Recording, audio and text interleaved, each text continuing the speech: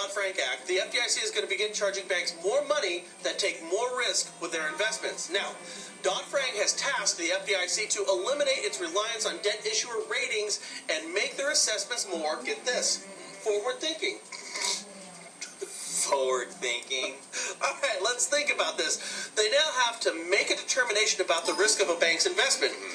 Isn't the true risk only realized after a problem occurs? So wouldn't that make the FDIC's actions completely unaligned with the objectives of the Dodd Frank Act? Or is the FDIC going to have agents constantly assessing the risks of banks' investments and act in a very similar fashion to debt issuers, kind of policing banks sort of like the SEC?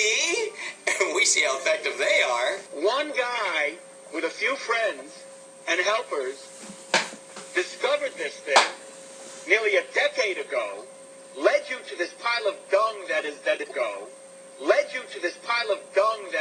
Bernie Madoff and stuck your nose in it, and you couldn't figure it out. Not good. No. At best, it puts us back to square one, and at worst, You guys, as an agency, act like you're deaf, dumb, and blind.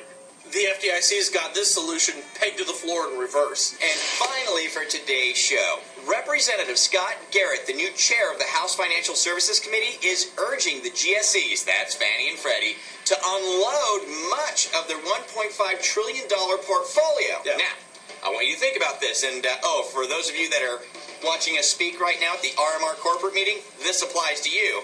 He said, as we begin to eventually head into a more volatile interest rate environment, it'll become increasingly difficult to hedge a book of business that size against those movements. Translation Translation is rates are going up and nobody's going to want to buy 4% loans when they can probably get 6% loans again.